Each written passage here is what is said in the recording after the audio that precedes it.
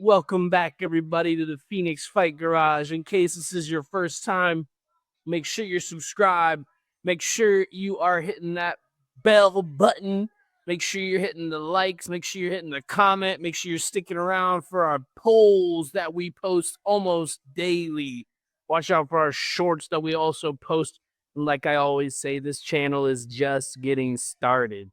We got Queen Latifah bringing us in here with the song Jersey, old school hip hop, starting us out tonight. Don't forget, if you hear this beautiful noise throughout this video, that means you're taking a puff, you're taking a drink. I had a cigar. I got this huge cigar, this Perdomo 70. And like I tried so many times, I got that thing roasting like a marshmallow, probably still hot, and it just wouldn't pull. So I'm with cigarless tonight, folks. So make sure you take an extra puff or an extra drink for us tonight. Because like I said, Queen Latifah with the song Jersey. This card that we're talking about tonight, UFC 316, is taking place in New Jersey, Newark, New Jersey. So I have a little, side history to get you started because on this channel, you're coming up with knowledge. You're coming up with, a good time, and you're learning about the next big pay-per-view, which is this Saturday, June 7th in Newark. If you didn't know, I know a lot of people have been to Newark just basically for a flight. Whoa. Basically for a flight. If you've been there besides that, I'd be shocked. But Newark was established in 1666. It is one of the first big cities of America. And another fun fact is Tony Two-Ton Galindo, a absolute brawler back in the 1930s, a heavyweight boxer with a record of 79, 26, and 5. So a shit ton of fights out of that guy. And another fact for you is that guy actually went toe-to-toe with Joe Louis, the great Joe Louis. And funny enough, you can find the footage. He dropped Joe Louis in the third round with a left hook. He ended up losing that fight to Joe Louis. No shock there. But it's just hilarious to see that guy in the round with Joe Louis. I'll post a picture of this dude. Hilarious. But yes, the fight is in Newark. We have a double bantamweight championship belts, co-main events going on at the end. We've got Sugar Sean O'Malley trying to get his title back from Merab Dvalishvili. We've got Kayla Harrison, the challenger, the newcomer in the UFC, taking on the Venezuela vixen, Juliana Pena. So we will get to those fights at the end. We will also have some bets that we will go through at the end as well. If you're not sticking around for the whole video, this is going to be a fatty. I'm even going to jump into some prelims tonight. Excuse me, that's the old brewski, Bud Light University. We got Merab and Sean's first fight playing behind us. We're going to dive into all the goods. Like I said, if you can't stick around for the whole thing, we'll be breaking this down into some shorts. So if you want to find it in more of a quicker version, quick synopsis of bets or a certain fight, you can find it on our YouTube page as well. So let's dive in, folks. I'm excited to break this down. I'm excited to get into it. And most importantly, I'm excited for Saturday night to see how it all plays out. First things first. When I look at the prelims online, I look at like DraftKings, I look at ESPN, and I look at UFC.com. All of them have different prelims going on. Some people have Johnny Walker in the fights, which I don't think he is anymore. Another fight is some people have on there, and then UFC doesn't have it on it at all. So I have 3 fights in the prelims that I would be talking about tonight. But we're going to start off at the bottom of the prelims that I see is confirmed with Sergey Spivak, the Moldovan, sorry about that, versus Waldo Cortez Acosta, the Dominican Republican fighter, which you don't see a lot of fighters coming out of the DR. He is number 11 with a record of 13-1. This is a heavyweight bout. Both these guys are absolute bruisers. They are big boys. They are both orthodox, and basically they are the same height and weight. This could go either way. Flip a coin, see what happens. Anybody can get the knockout there. It's number 7 versus number 11. Sergey's got a record of 17-5. I do like Sergey in this one, but I'm not putting any money on that fight. I do think it's a straight-up toss-up. So, moving into our next fight, which I thought originally was Johnny Walker versus Azamat Murkamedamedov. Murkamedamedov is undefeated. This is his first time on an actual pay-per-view. He has been on, I believe, the Contender Series and then nothing but UFC fight nights. So this is kind of a step up. He fights in the southpaw stance. He has won 4 of his last 5 by KO/TKO. And folks, he is undefeated with a record of 14-0. He is ranked number 12. And I'm assuming this man took this on short notice. Brendan Ribeiro is 5 inches taller, 8 years younger, and almost, I don't even know if I've heard this lately, almost a 10-inch reach advantage. So it is tough not to go with Ribeiro on this, but Azamat is undefeated. He is coming up that light heavyweight rankings. So a part of me is leaning towards Brendan. It's also a big fight for him. He has a great nickname, the Gorilla. He just fought in March, so he's staying active. He's won 3 of his last 5. He did lose to Zhang Min Yang, who so far is tough to beat. We saw what he did to Anthony Smith, split his head open in the first round and won that match, no problem, sent Anthony Smith into retirement. So I don't want to call it another toss-up, but this being a light heavyweight match, of course, there's going to be some fists flying, some blood flowing. I do like when I see a guy that's 8 years younger, 5 inches taller, 10-inch more reach, I like to tend to that. I always think if there's a bar fight and a guy's 10 inches longer, 5 inches taller, almost 10 years younger, you're probably going to lean that way. But him being undefeated, Azamat, that's a tough thing to go against. That is a fight I'm looking forward to in the prelim. Looking forward to my boy, Joshua Vaughn, the Myanmar stud, the Fearless. He is number 14. He has finally reached his way into the flyweight rankings with a record of 13-2. The kid is only 23 years old. He's a huge favorite in Vegas to start out. He's 1 inch taller, same reach as his opponent Bruno Silva, but he is 12 years younger. You gotta like that. They fight both orthodox, but Joshua Vaughn is just about as active as Kevin Holland is. He had 4 fights in 2024, and he already had another in 2025. So going into a year and a half, he is going into his 6th fight. That is impressive. We haven't seen we've seen John Jones fight once in the last 3 years, I believe. So to say that, compared to Vaughn, credit to him for staying active. The Fearless is taking on Bruno Silva, the Bulldog, who has won 4 of his last 5. He did lose to Manel Kape, but if you know Kape, he is a tough out at the flyweight division, so you can't hate on him too much there. Bruno Silva is number 12 in the flyweight division at 14-6-2. I love Joshua Vaughn here. He's actually going to be a part of my undisputed bets coming up at the end of this video. So that is kind of the breakdown of the prelims that I saw. Like I said, it's a little funky with who's fighting and who's not fighting on the prelims and the early prelims. So with that being said, let's move into our main card. We've got tons of great fighters. And the best part about this, with this being the Phoenix Fight Garage, we have 3 fighters on the main card that train here in Phoenix. You got Sugar Sean O'Malley, you've got Mario Batista, and then you got Kelvin Gastelum. 3 different fighters, all fight here in Glendale or Surprise or here in Phoenix somewhere. So let's dive into our main card. We've got Vicente Luque, number 14, taking on one of our favorite fighters here at the Phoenix Fight Garage, Kevin Holland. One of the most active guys. The UFC knows they can always call him if they need someone to step up. He is a solid 27-13. He is 4 inches taller than Vicente with a 5.5 reach advantage. I love that. They both fight orthodox. Right now, Kevin Holland is a favorite in Vegas at -265 as of today. Starting in 2023, listen to all these fights the trailblazer Kevin Holland has gotten into and the quality of opponent that he has fought. He lost to Jack Della Maddalena by decision, lost to MVP. He got a win to the Polish Mike Olejinik, and then lost to Roman Dolidze, lost to Reiner de Ritter, who's majorly on the come up with his recent beat down of Bo Nickel. And then his last fight, Kevin Holland beat Gunnar Nelson. So he's back on the winning streak. But every time, folks, every time I try to go with Kevin and I talk him up, he loses. So I'm really hoping he doesn't fail me now. But let's talk about Vicente. Vicente is 23-10-1. He has been fighting since 2009. That is a long time to be brawling. He is an underdog, like I mentioned, that fights orthodox. He is 2-3 in his last 5 fights.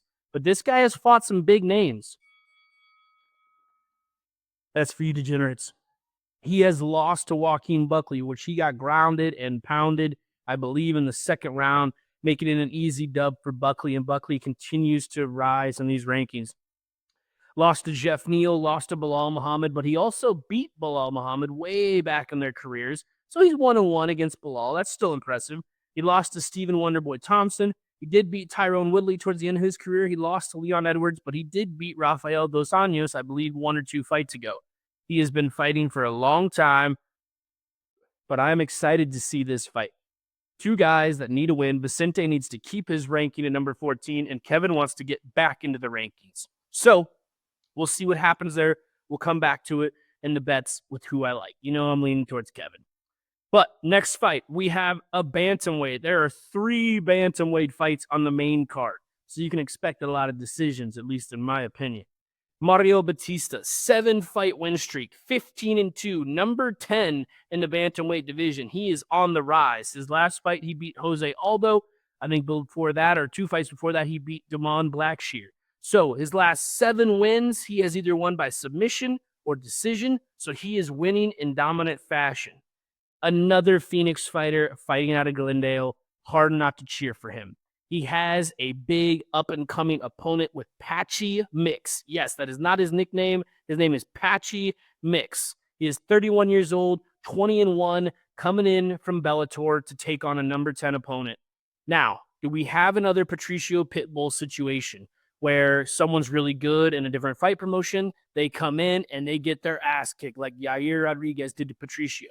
So, Patchy, 20-1. They both fight switch stance. Patchy is 2 inches taller, 2 inches in reach advantage, and 3 straight title fights in Bellator. So he has had some big lights on him. Also, he trains with Murat, our main event fighter tonight. So he trains with the best of the best. You know he's working on his cardio. You know he's working on his ground game. And he's on a 7-fight win streak. This is a gatekeeper fight, as we like to say. Gatekeeper. Mario Batista is trying to hold on to his ranking. Patchy Mix is trying to enter, not even just the top 15, the top 10. You know Dana White, if Patchy wins in some sort of dominating fashion, they are going to take him and run with him and put him into a massive bantamweight fight. So, maybe someone against like Figueiredo. I don't want to say Sandhagen, but someone in the top 10. A fun fact about Patchy Mix is he was born premature at 1 pound 8 ounces. So that's kind of crazy. You don't hear too many fighters that are coming in as a preemie baby. So kudos to him. His last couple fights, title fights even in Bellator, he beat Magomedov 2 times. 1 by decision, 1 by submission. And you know if you beat any one of the Magomedov family from Dagestan and you submit them, you know you have some skills on the ground. So it's hard for me not to go to Patchy here, but I'm going to stay away from the whole Bellator stepping into the UFC thing and dominating. I'm going to stick with my Phoenix boy, Mario Batista, and hope he gets his record to 16-2. We'll come back to that. Next fight, Joe Pyfer, the man who was talking shit about Mexico when he last missed his last fight. I think there was some sort of reason why he missed it. He was talking shit about Mexico City. So I'm sure Kelvin Gastelum at 33 years old is going to come in with a little spice, a little tahine, if you know what I'm saying. Okay, Kelvin is 20-9. Joe Pyfer is 13-3. Pyfer is a huge favorite at 28 years old, 6'2". He is 5 inches taller, 5 inches younger, and 4-inch reach advantage.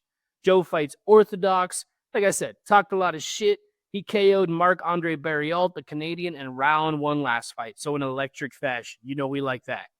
Big step up, big name fight. His nickname is Body Bags. You can't hate on a Joe Body Bags Pyfer. A win might put him in the top 15, and he has been training supposedly since he was 4.5 years old. So he has been around the block, and he's got a big matchup here with Kelvin Gastelum. Once again, he fights here in Phoenix. He trains here in Phoenix. He won Ultimate Fighter 17. This man has been to title shots.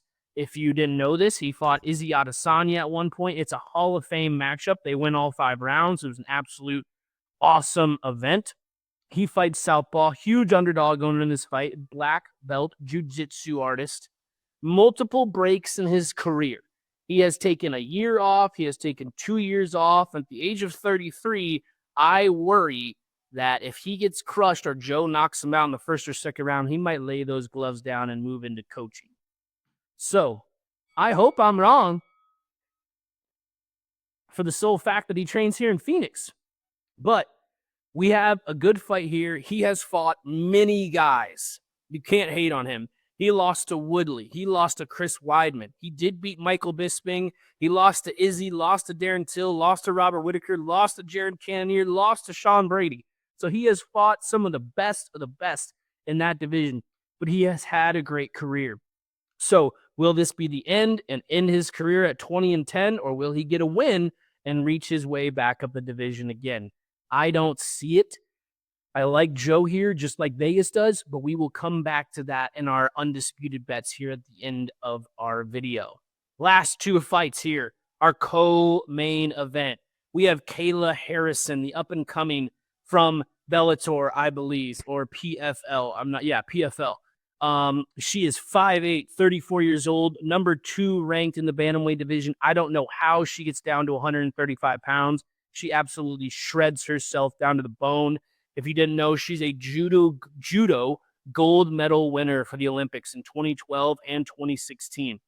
She fights southpaw. This is her 3rd fight in the UFC, as she is big-time electricity. She has had 3 title fights in the Professional Fight League, going 2-1 in those fights. 3 of her last 4, though, went to decision, so she's not exactly finishing people. But bet the house that this girl will run this fight and run this division. I will be absolutely astounded if Kayla Harrison doesn't win this fight tonight and then keep her belt for many, many months and reign on these girls. I mean, if she is Raquel Pennington next, who a rematch with Juliana, maybe Amanda Nunes comes back and gives us a good fight between her and Kayla. I would love that. But I do not see anything that Pena has an advantage on her, besides she has the belt, she has more experience, and Juliana is way hotter. That's what Juliana's got going for her. Let's talk about the Venezuelan vixen, Juliana Pena. She's 35 at 5'6". Once again, Kayla is younger, stronger, taller, just not as hot. So she has a chance, Juliana does, to cement herself, though. If Juliana wins in some epic fashion, she might put herself down as one of the greats of women's fighting. When she beat Amanda Nunes to get her first title, that was such an electric win, one of the biggest upsets in championship fighting history. But that was almost 4.5 years ago. But Juliana always stays in the limelight. This is her 4th straight title fight. Her last one against Raquel Pennington, not going to lie, the judges' scorecard could have gone either way. They went Juliana's. So she has a chance now to defend it against Kayla Harrison. I myself think she's in a lot of trouble. Vegas thinks she's in a lot of trouble. She is fun to cheer for, but I think Kayla is taking her down. Let's talk about our last fight. That's for you, degenerates. Let me slam this bad boy. It's pretty hot in here. The Phoenix Fight Garage is going to start to be cooking going into these summer months. We've got Merab. We've got Sugar Sean. Sugar Sean, 18-2. Merab, 19-4. Merab is 34 years old. Sugar is 30 years old.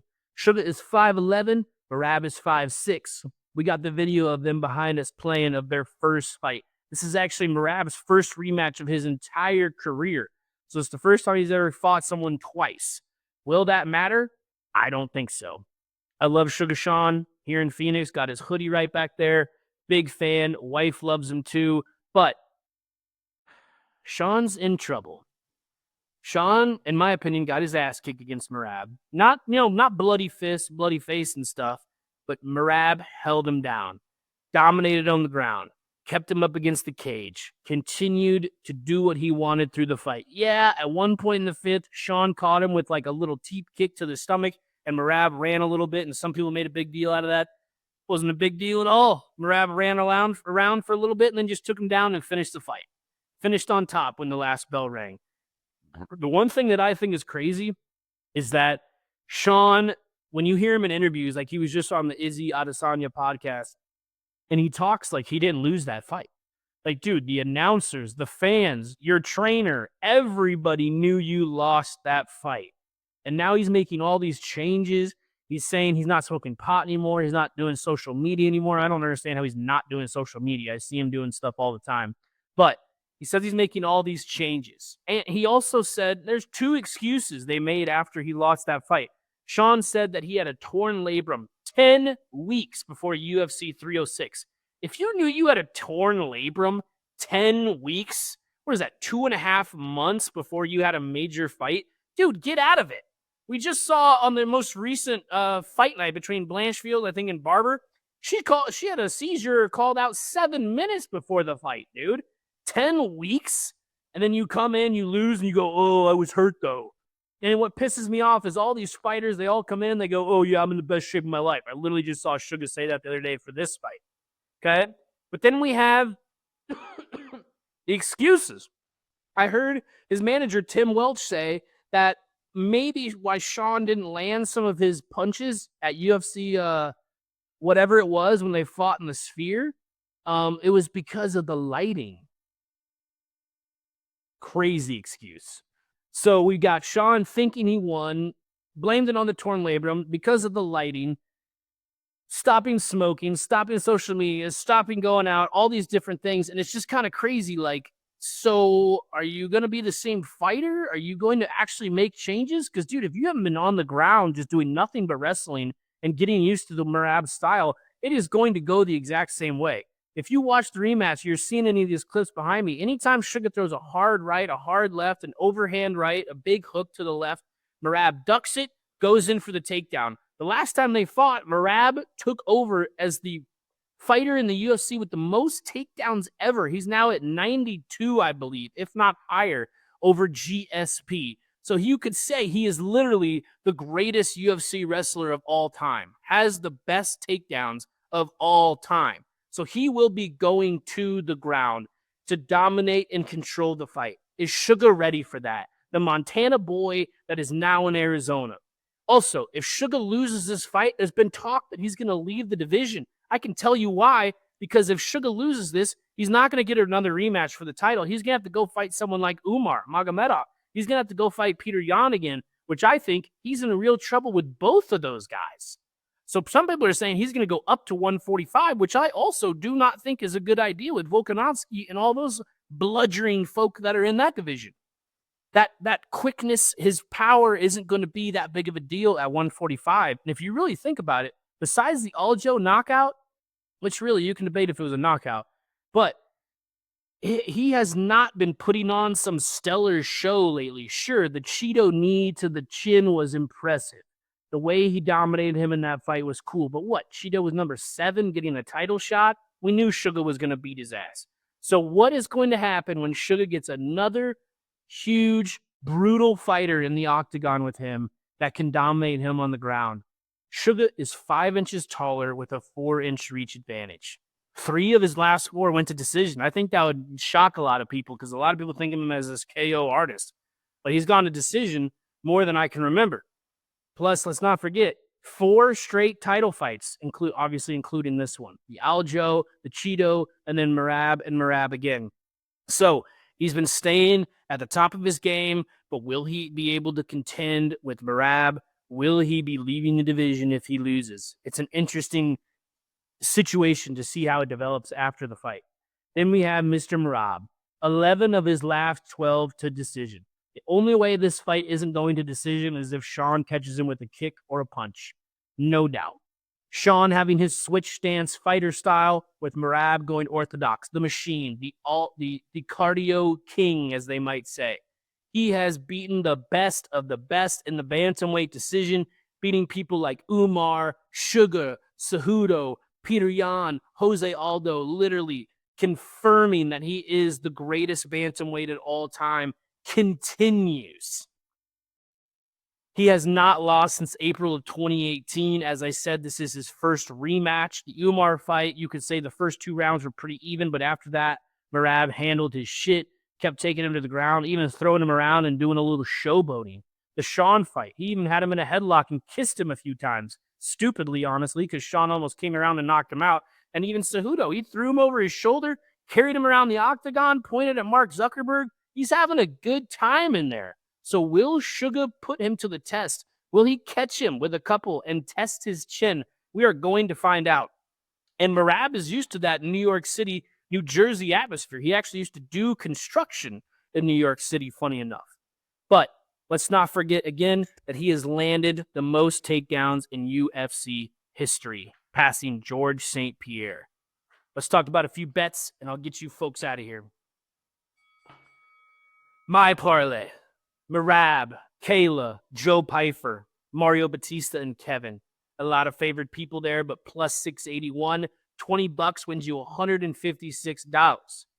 Average Joe's bets, baby. Sugar Sean, he loves Sugar. And on a side bet, he loves Sugar to win by KO, which the last we looked is plus 500. So watch out for that too if you're kind of leaning towards Sugar and leaning towards that possibility of him ending it in that fashion.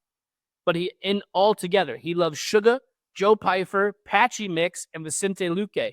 $20 wins you $320.